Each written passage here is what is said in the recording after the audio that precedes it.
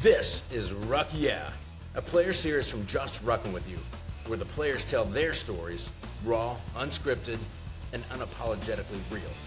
No breakdowns, no hot takes, no fluff. Just the moments that make this game different.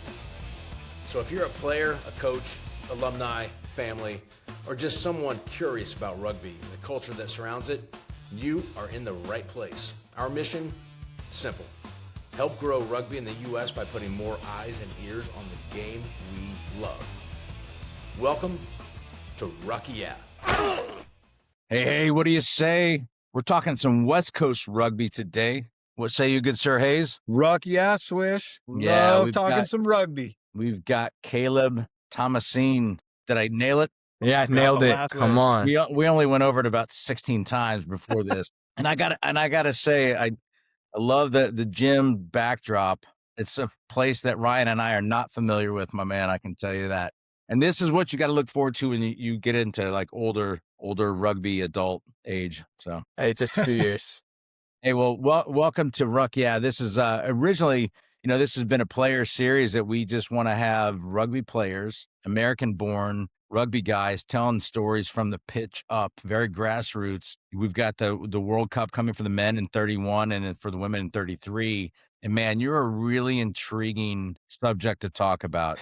Played at Cal, you're at Belmont Shore now. Big profile on social media, but don't let me tell that story. Maybe introduce yourself and then we'll jump into it. Listen, all topics are on the table today for you, man. Awesome. Yeah, well, pleasure for being here, folks. I appreciate you having me on. Yeah, a little bit about myself. Obviously grew up in the central coast of California in a small little town, San Luis Obispo, technically Pismo Beach. Was born way up north in Redding, so not a ton of rugby, where I was from. I had the privilege of being coached by a previous Waikato chief from New Zealand. So he was, Rob Hooper was my club coach from the time I was 10 until I got into the sport. From the time I was, 18 going off to school. And he did his best, given an American lot of boys, coming from football, baseball, basketball, all the American sports, and then trying to throw a rugby ball around. And it was tough. But my best friend who played football back with me got me into play it. His a Mormon family. So, obviously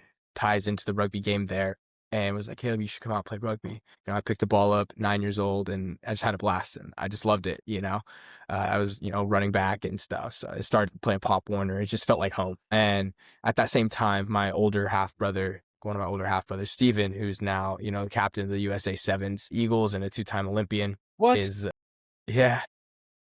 Like you could have told us this like in the Yeah, come on. We're like, you didn't drop that little nugget. I love it. Oh, I thought you guys knew about this. Yeah. So my brother, Steven, he's now the captaining of the Sevens on his 13th season with the USA Eagles. He went to college. I thought he was going to go play football. Ended up going to San Diego State, decided to play some rugby, got a tryout with the Eagles when he was 18, took the gamble, dropped out and ran with it. And, 2 Olympics later and 13 seasons now. What a sandbagger this guy is. Yeah. How did you hold back on that? Well, I thought you guys would have known. I thought you did a little research before, Yeah. Brother, we're talking about you, not your stepbrother. Yeah. So that's just a little bit about him. That's the big reason, how I got into the sport, right? So previous to that, our uncle went to school over in Mississippi, became a doctor over there, picked up rugby, brought it back, and now my cousins and then my half brother who lived up in Northern California in Santa Rosa got into it. So then they introduced it. My friend introduced it to me, and now it's in my blood. So I played through high school. Obviously, I thought I was going to go play football somewhere, some Boise or Davis or something, try to go walk onto one of these teams. I ended up getting an opportunity to go visit Cal. Right, my coach had a connection with the Cal Rugby coach and Tom Phillips, and they took a gamble on me, brought me up, got a visit, said, you know what, we'll give this kid a shot. And it was a shock to me going from pretty low level American rugby, right, to international players coming in from all over the world to compete at the best public university in the world, under a pretty rigid, high performing system. And all I knew was hard work and nothing about rugby, right? Like I got there and I was in over my head, and, it took me a bit of time to kind of really start figuring it out. how to pass the ball, how to step, how to read a defense, and how you would imagine any American football player transitioning into rugby, how it would go. But I had a great time there. Got to play, all 4 years coming up, or I guess 2.5 really, if you count, with COVID and all that jazz. Then in my senior year, I decided I was going to, when I was done, I was going to go play 1 year down in San Diego at USD with under Charlie Purdon and those boys. He's a great coach now. He's the skills coach for the women's national team on the 7 side. And so he really focuses on the scrum half in particular. And then that being my position, it was just advantageous to get that one-on-one. And yeah, so now after my time there at USD, gotten to play a couple seasons with the SoCal Griffins in Rugby Town. Done 2 seasons so far with them, and then 1 full men's 7s club season with Belmont Shore. Obviously came up a little short in the national championship tournament, but hopefully to run it back this year one more time. So we'll see how that goes. Hey, dude, I just got to hit the pause button on this, man. Let's roll this back. Not that I didn't believe you, but holy shit, man. Stephen Tomasin. Yeah. You're talking to a couple of dopes now. No, it's great. We've established that. That's hilarious. Yeah, I love it though. I love that you never even brought it up. So it's pretty interesting though. So, I mean, you started playing when you were young and you have all these different ties, but was it really like, when did it actually become a focus, or like, when were you like, what, I think I can actually maybe play this at the next level? Like, talk about maybe like high school and when you started getting some looks, or even younger, it's just kind of interesting because there's not a lot of kids that really start playing in America until very few play youth rugby. A lot start playing maybe sporadically in high school. The majority of them just start picking it up when they go to college because maybe they didn't get to play football. They thought they were going to be a D1 athlete playing football, didn't get that opportunity. So they find a rugby club and they start playing there. So really their college time, their first couple of years is learning the game. So like, just talk about like when you're like, wow, man, I think I'm pretty decent here. Yeah, so it's funny. So one of the assistant coach, so my head coach, Rob, who came from New Zealand and put a lot of time into the club, he coached mainly the 18-year-olds and 16-year-olds, but he would pop over and help me out like on an individualistic level, certain points. But his assistant coach, John, who would coach like the U8s to U14s, U12s, he was also the naval recruiter for Southern California. So he would get guys into the Naval Academy. And I remember after my first season, when I was 9 years old, he wrote my parents, a lengthy letter saying, I think your son's got it in him. I'm 9 years old, right? I don't know what the difference in anything is, but he basically wrote me a letter of recommendation for the Naval Academy at that point. And so that insinuated, a little seed. And my parents didn't show me that letter until I got a little bit older. And then we were trying to decide, what sport am I going to play? Fortunately, rugby just didn't kind of pan out in my area. There was a couple seasons where you'd only have 1 or 2 other teams in the league. And at that point, I was better off going to play baseball or going to do track, something that's more competitive. So that really hindered my skill development. You're not getting the touches on the ball. You're not getting the reads on the defense. It's just, you can't. And I didn't watch any rugby. I wasn't watching the Six Nations. I was just playing ball. And so that really hindered my development. And then it was in my senior year. So my coach, I finished, or my junior year, I guess I played, in spring in the 15 season and had a pretty good season. And then went in the fall and was playing a pretty good football season. Then we go back, and at this point I had my visit to Cal and stuff, and it was cool. I was like went there during Thanksgiving break, and I was like, oh, this is feeling real. And then in the spring of that next year, I got invited, Salty Tom with the ERA Academy. My brother, Steven and Brett Thompson, his son, were teammates for a long time and good buddies. And so, I'm talking to my brother, hey man, like I don't, this college football thing, I don't know if it's going to work out for me. Like I would love to go play, rugby somewhere. And so Salty, right before the LA Sevens tournament, they had like they had 1 opening like a week before. He's like, you know what, we'll take a chance. So I went down there. First time I'd ever played a Sevens tournament. I know what Sevens was. I just was out. I mean, besides watching my brother play, but I got out there and did well. I got to play with the likes of Peyton Wall, Tom Dixon, some of these other big names that are in my class, Lucas Pattison, who's now on the national team. And this is the first time I'd met, any of these boys. And I didn't really know what high level rugby was about. So I got down there and we did well. We won it all. I earned a spot in the starting team. And it was a great opportunity. And then from that time, I had a couple opportunities to go play with potentially other schools. and it opened my window for rugby. But at the end of the day, I got my official letter from Cal right soon after that.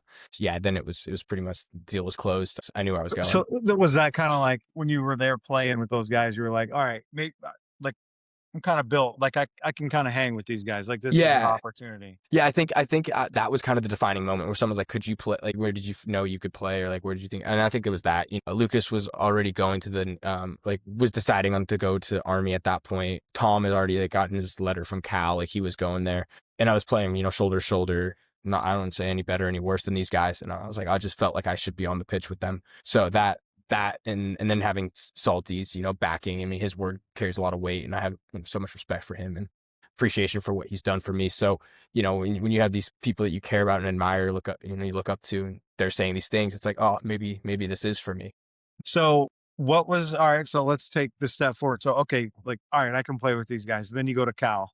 So what was it like making that transition from high school to Cal? Because lots of international players coming in. These guys have been playing the game their whole life. It's their only sport. Talk to us about that transition. Yeah. So I mean, I had one of like the more unique experiences, I think. So obviously it was during COVID, right? I was getting ready to go off to school in August, and it just didn't make sense for me to go because Berkeley was crazy. You couldn't step outside without a 6-foot pole and a vaccine. Like it was just insane. And yeah, I know. I should have been down there. But so, I in my little pocket on the Central Coast, in St. Louis Obispo area was actually pretty good. We could go on the beach. I had a full squat rack and gym set up in my, and that's a big part of who I am. So I was just like, I had my boys who were playing at the community college in my local club, rugby club. So I was like, I'm just going to stay down here, play some touch when I can, and just enjoy the Central Coast, do my online school.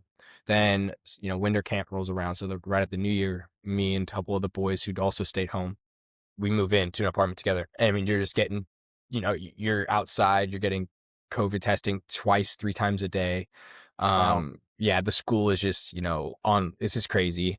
And we're running we didn't have a ball for the first like 2-3, I want to say 2 months. We didn't have a ball. So we're just like basically running on the field with masks, like the gator masks, like in the rain. So you're getting like waterboarded as you're running suicides, essentially. It's just, but it's all part of the learning process. You're learning the system. And then I'm coming into and then we play like a very limited season, eventually with the ball. And it was crazy. Getting to see Strawberry Canyon fill up with fans. I think BYU was the first game I'd ever seen. So BYU came to watch, Cal play in that varsity match. And it was just one, right? There was no second side after that. And that was a wake up call. Fast forward a couple weeks, we have a full second side. So we're going to play St. Mary's in Moraga. The first side's, selected. And then I was on the second team. And I remember it was Friday before we're going, just captain's run. Coach Clark tells me, we're working on exits. Scrums are line out within our 22. How are we going to exit from here? Like we're going to line out, we're going to maul, we're going to get it back, and we're going to box kick out of there. And, yeah, I can't box kick, right? So like I couldn't box kick. So I'm just, running back, that's got all of a sudden become a soccer player. And that was like a defining moment. I remember I tried like 2 times, and then he was just like, never again. Don't. Yeah, right? that's out. And so that's out the window.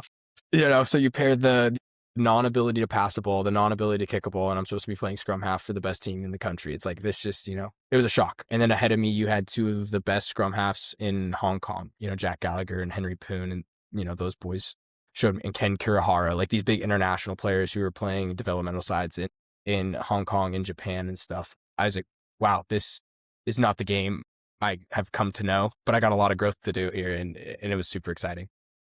Were you ever really intimidated at all? What was that?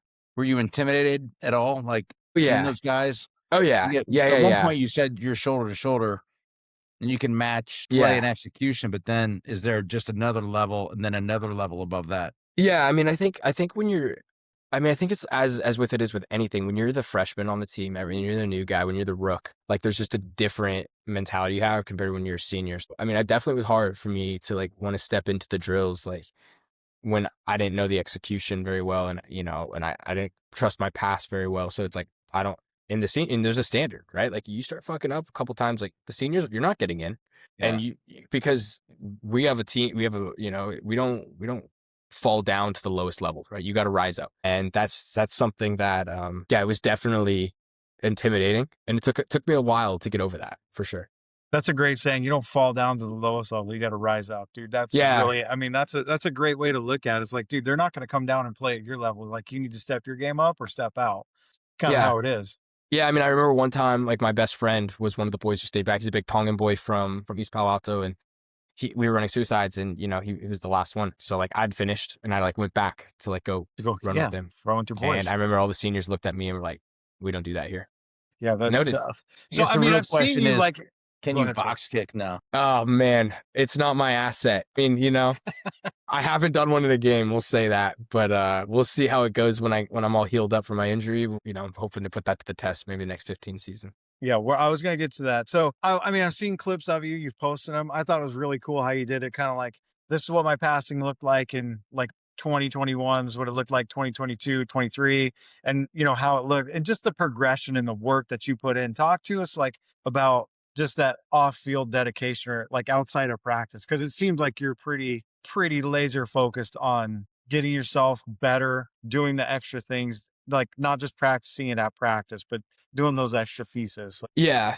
I mean, you got to think like, Coach Charlie Purdon, put this in perspective. Like, you get your 10,000 hours at some point, right? Some kids are born with a rugby ball in hand, right? You go into the Southern Hemisphere, you go to South Africa, New Zealand, something like that. And these kids come out holding a ball. So it's like you're competing with someone who's had a ball in their hand since they were 2 years old. Now you're 22 or you're 18 or whatever it is. It's like, how are you going to accumulate as many hours as them, right? And then I wasn't fortunate in this. I mean, I was super fortunate in the sense of my family and things, but like I've always had a job. I've had a job since I was 16. So it's like, okay, now you're balancing school, work, and rugby. So it's like you just, the best I had was one of those half balls and just passing, right? And you kind of make with what you have. But the mindset is you got to get these 10,000 hours. You got to get them in. So at the end of the day, it was just reps. Just trying to still even my past compared to these international players has a ways to go. And so it's just about, let's see how many reps we can get in before you clock out eventually. So it was interesting. We talked to a guy that plays for Duke right now. His name's River Hansen. And he went from, he played youth rugby.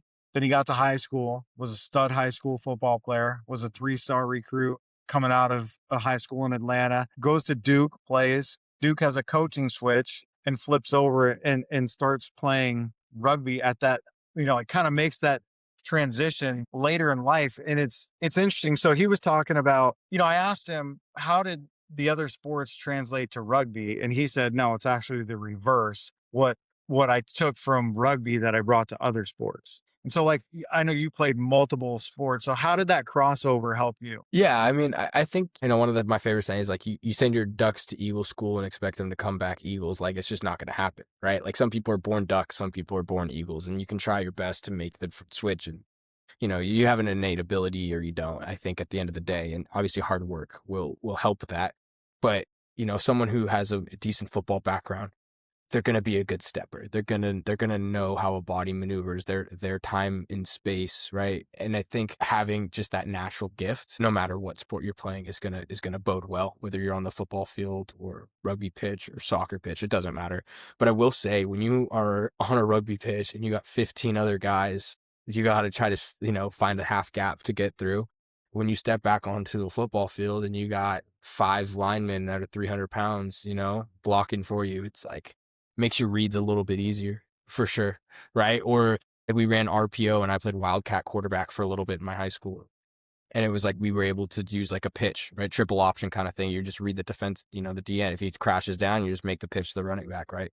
It was like, that's super easy to me because that's all you're doing in attack on a rugby field. You're just running inside shoulder. If that defender turns in, you're just, you're going to set your boy up on the outside. So I would say like there is more care. I think the better transition would be taking a rugby player and putting them onto some football field or the sort. Unfortunately, I don't know if that's a fair comparison because the caliber of athlete would then have to be equal. And typically we find the higher caliber athlete being on the more American sports, right? Baseball, basketball, football. So, right, your general low level rugby player, I don't know. But, you're all things considered equal. I think the carryover from rugby into another sport is probably better for sure. What sport smells worse? Football? Football, man, football. Those girdles and the pads. Wet pants and pads. Yeah. Get stuffed in a locker. Yeah. Yeah, no, I don't miss those days for sure. It's Man, so whether you're fun. in high school or college or pro, that smell is the exact same, isn't It's it? just That's there. It's brutal. just It's there. Yeah. unbelievable. Disgusting. Hey, what about, I want to talk about your time at Cal just a little bit. Yeah. Coach Clark, that guy is an institution, right? He's been there since 1984-ish, I think, going strong. Like, what are some of the things, like, for you to love rugby past college and still trying to make it and establish yourself, like, maybe talk about some of the inspiration that guy gave to you, or are there things that you think about daily or how it's shaped your life today as a post Cal Bear rugby But coach? yeah, I mean, I don't think, I mean, I would almost akin it to like a military academy, if I'm being honest. I mean, obviously we're not getting ready to go to war, but a lot of the things with the regiment, the little things are, I don't show up anywhere without a notebook and a pen. Like, it's Yeah. just, you don't show up anywhere unless you're 5-10 minutes early at least. You're better off just not even going at that point, right? So there's little things that have just kind of been instilled into you that I was fortunate enough to have like within my own household. So that transition there made it quite easy for me. And I was able, I think, to capitalize on the off-field stuff that enabled me to get some on-field playing time, all things considered, even if I wasn't as strong of a player as somebody else. But one of my favorite quotes, what the definition of leadership is, making those around you better and more productive. We always try to be leaders, right? Obviously, you're going to have a natural deviation into who steps up and who the boys seem to follow, right? Because respect and leadership is earned, right? You can't just promote yourself. Like, it's not how it works. But when you're surrounded by 50, 60 guys who are all trying to bring out the best in one another, hold each other accountable, I mean, you're just forced to do well. And I mean, that comes from the top down, right? If Coach Clark and Coach Billups and Coach Mack and all the assistants don't have that standard, then it gets lost in translation. So yeah, I mean, I don't know if that's the answer you're looking for, and I can elaborate more on this, if you No, want. But it's brilliant. It's exactly it. It's one of those things where Ryan and I had never played. yeah, We dads, right? But we marvel over the culture and the brotherhood, and just the fact that you graduated from Cal doesn't mean that you're gone from Cal, right? You hang on to that. no, You hang with your teammates, your boys, even the older alumni. Just the fact it's such a fraternity, man. Like yeah. maybe like what's one of the cool traditions that you love the most or that you hang on to, or do you get to go back to Cal and watch games and be active with the club still? Yeah, so I mean, I'm in a unique position in the sense that, like, I did a grad year at USD afterwards, and I got to play against Cal. I don't know if I was maybe the first player ever in a college setting to play against them. So like that was kind of a cool, unique experience, right? But obviously, I'm still close with all my boys there, and really tight with the alumni group. When I moved down to San Diego, I had some alumni tap into my contact and have kind of been mentored for me and set me up. Ramon Samaniego, who is really high up with the Mustangs, the San Diego Mustangs Club Rugby, and his brother Ramon played scrum half at Cal, back in the day, I think in the 1980s. His brother actually ended up coaching in Moraga for St. Mary's, and then has another President's Club over at USD. And so they have a tie there, and they've just been such an asset to me. And it's cool because it's like, no matter what year you graduate or anything like that, like there is that commonality that binds you all together.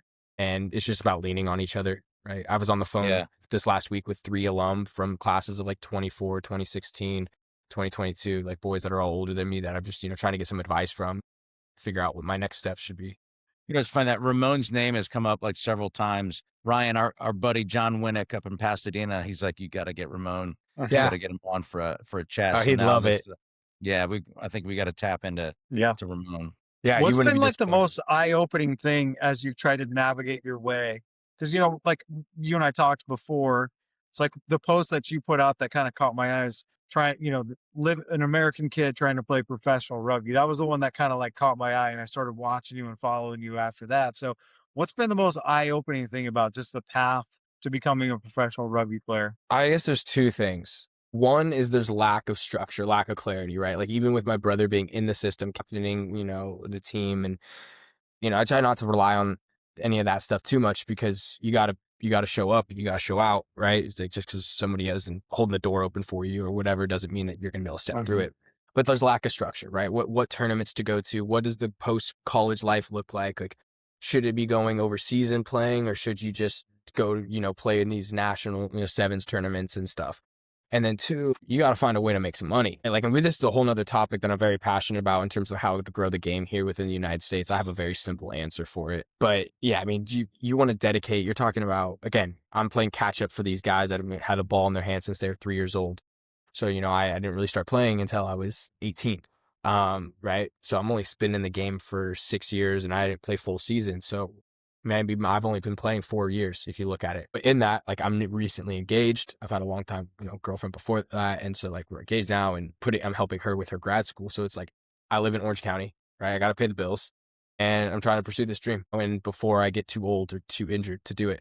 So yeah, I think the lack of structure on like the steps it takes, what KPIs are they looking for?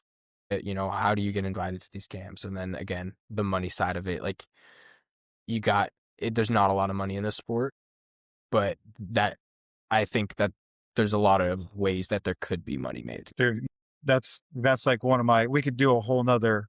I know you got some time restrictions. I could go off on that because I think there's all kinds of ways to work money into the game, into getting it on TV, all of those different aspects. It's really interesting. The pathway is, I think, the most challenging because I think there's a ton of kids that are like, yeah, I want to play for USA Rugby. How are they ever going to see me? How are they ever going to find me? How am I going to find them? Like I think USA Rugby as a whole has really missed half of the college game through the CRAA and NCR. And like, there's so many good players in the NCR and they don't even want to look at it because it's not because of whatever beef, you know, Swish has said it multiple times. The adults can't just check their egos and try and figure out and like do what's best for the game. Yeah. Yeah. I mean, I just don't understand I don't know what the quarrel could be. You know, at the end of the day, it's for us, it's for these kids. And it's for the younger generation, right? Like we're seeing that separation even on the high school level here in California. Like there's like club rugby and then there's like private rugby and, you know, Catholic rugby or single school rugby. It's like, what are we doing? Let's just let the best teams all play, let the players get as much exposure as possible. Yeah, it's really interesting. It's like there's 330 million people or roughly whatever in America. You're telling me we can't scratch out the best freaking rugby team in the world if we just did a little bit of investigative work and did some recruiting and hit some tournaments and saw some kids play like yourself playing. Like, man, get this kid into a camp. Maybe you can make it. Maybe you can't. Like either rise up or you step out. Yeah. Think about what Scott Tungay from Tennessee said. So, growing up in the U.S. and you hit it, Caleb, you know, it's football, basketball, baseball. It's like the American rooted sports. Kids aren't touching a rugby ball until my kid didn't touch until he was 17, right?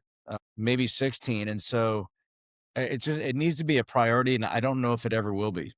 Well, I think, you know, the more exposure that becomes with the scholarship opportunities and stuff like that, I think that is where there could be some real pickup in terms of kids leaning into it, you know, and hopefully with the World Cup and with the Olympics and the women's team, you know, doing what they're doing and all these things, like hopefully we see an influx in that. Cause I know, you know, the high school rugby I just saw in San Diego this last weekend was pretty good. You know, I mean, these kids are throwing some chip and chase, they're running lines, like, you know, it's getting better, right? It's getting better, right? And it does really start at the high school, at the youth level. And honestly, you know, with the rise of flag football and the potential like less interest in tackle football, like I think there could start being a little bit more influx.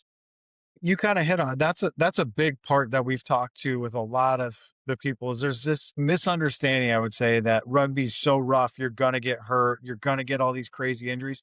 It's a contact sport, it's a collision sport.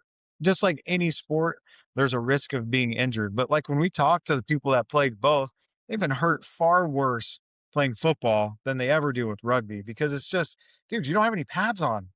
And you're going to respect the fact that I don't have any pads on. I'm not going to go flying in. And there's a lot of rules developed into the game to keep it safe. But there's that misconception that you're going to get hurt. And it's just not necessarily. Yeah. I mean, it's a contact sport, you know, at the end of the day, freak things happen, right? Yeah. I mean, you know, you can't say with certainty that nothing's going to happen, right? But yeah, like you said, you put your pads on, you think you're Superman, and to the form speaks for itself, you know, in terms of when you're looking at rugby one of the tackles. biggest challenges is like trying to get football kids to convert.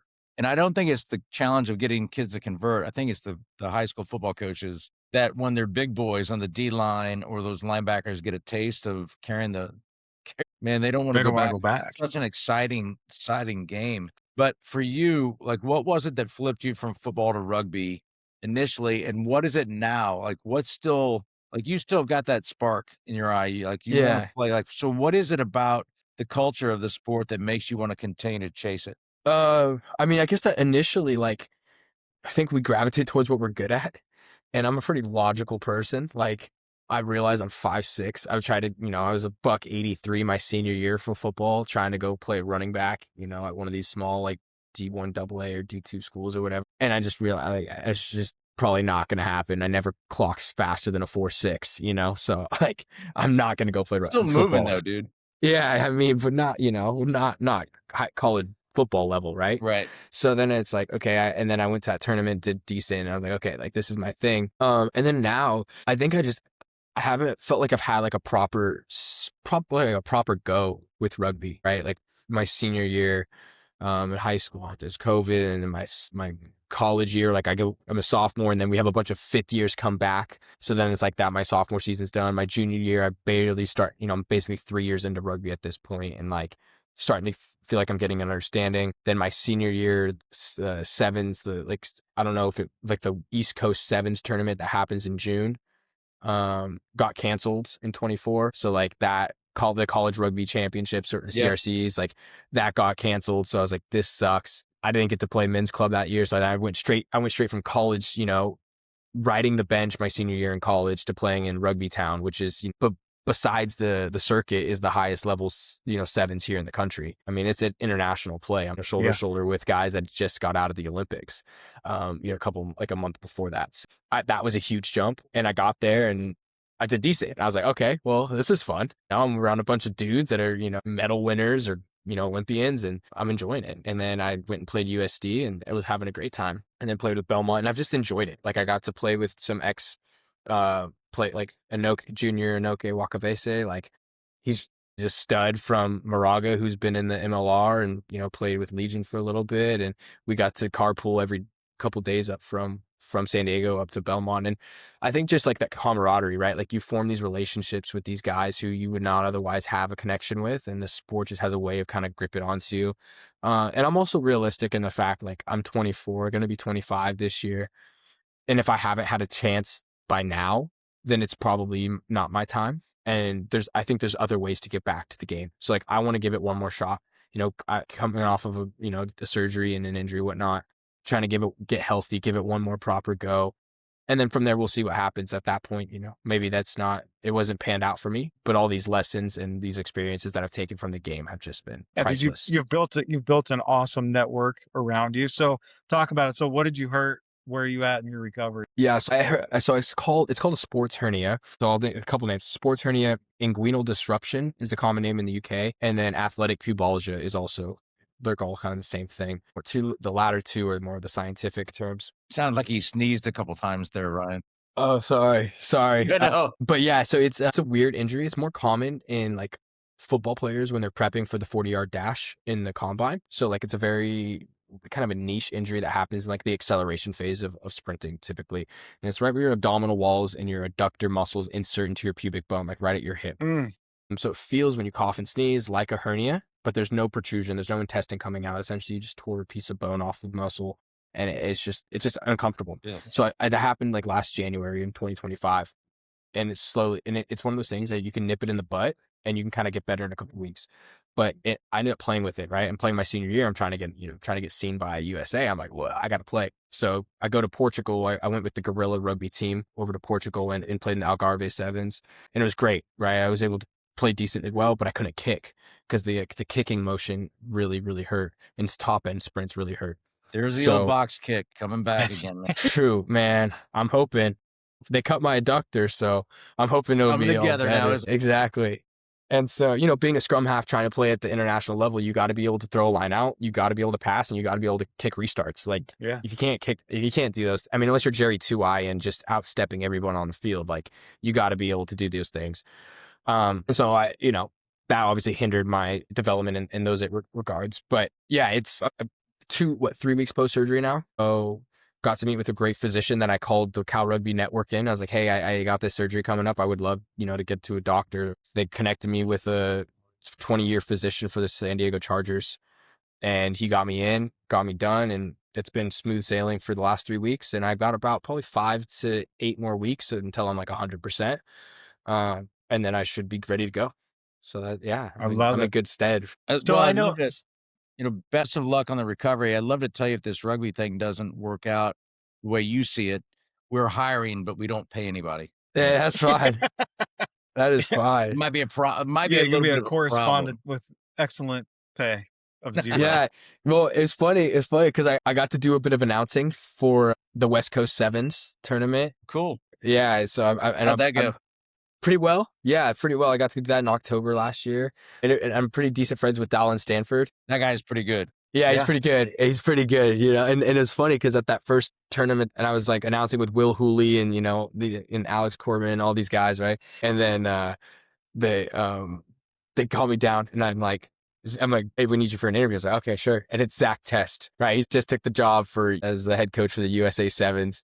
And I'm like, they're like, you got 60 seconds, we're airing. I was like, cool, okay. And I'm like, here's like, someone I would hope to be playing under these someday. young guys, handsome lad here, got a face for I know. TV. Got the faces for radio, man. I know. So it's unbelievable. So Yeah. I know you got a hard stop, right? You just got to stop right now. So we could absolutely keep going. I got all kinds of questions for Yeah, I mean, you. I could do another 5-10 minutes just for. Okay. I got a question because you are the Yeah. first scrum half we've had come on.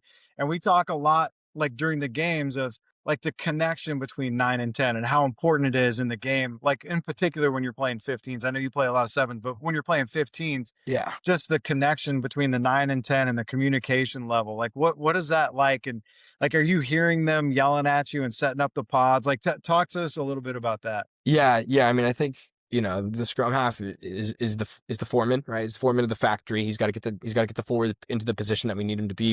At the end of the day, like the 10 is calling the shots. They just have the overview, right? Bird's eye view. They're seeing the space in behind. They're trying to get the backs out where they need them to be. Sometimes like it's hard, right? Especially when you're a 9, you're like yelling at these boys, get over, like get around. It's hard to keep your ears on perk, but having that relationship, right? That on and off field chemistry with your 10, knowing that like what they say goes and that you can trust them to be where you expect them to be. Definitely something I struggled with earlier, always, but really early pull it into and my go career. weak side and he's yelling at you. Yeah.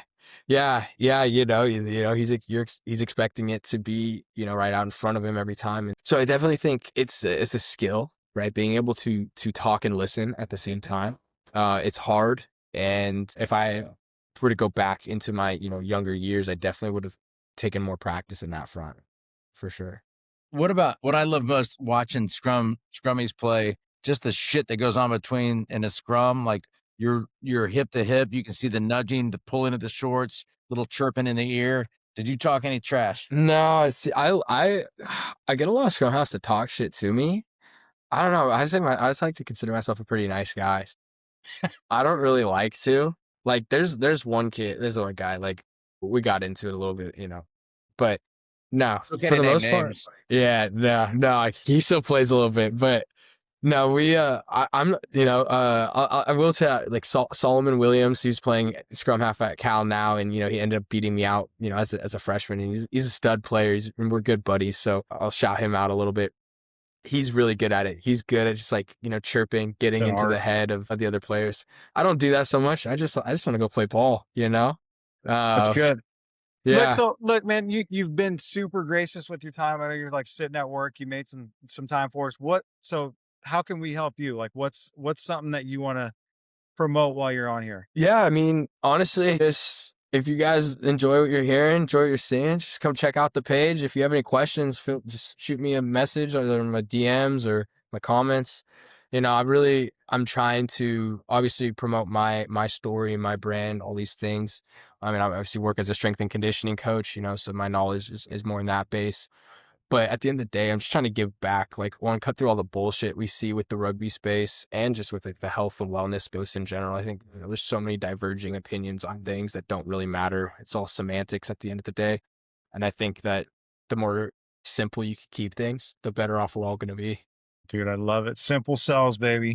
That's Hey, well, right. my final question is, given this space that you're in now, like, do you have any great programs for like aging dads struggling with caloric intake, Struggling. lack of sleep, drinking too much alcohol, fucking calling rugby games all the time. If you've got something like that, I'm asking for a friend. Hey man, Ryan. Swish I is a love buyer.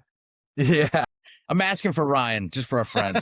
Hey, well, listen, man, Caleb, it's been fantastic. I know we've not met before, but feel like we can be pals now. And Yeah. anything we can do to help you out, and vice versa, man. Let's keep in touch. But this is perfect, man. It's been a great conversation about if you love rugby, if you want to grow in the U.S. from the grass up, from the pitch up, man, go check out Caleb Tomasin's Instagram page. I nailed it again, buddy. I know I'm not trusting Hayes with that last name, but and then this is it's been a RUCK series, and for Chris Swisher, Ryan Hayes, and Caleb Tomasin, this has been it's a great chat, man. Hey, hang with us for a minute when we close up, and then we'll check out. Perfect. We'll see you soon.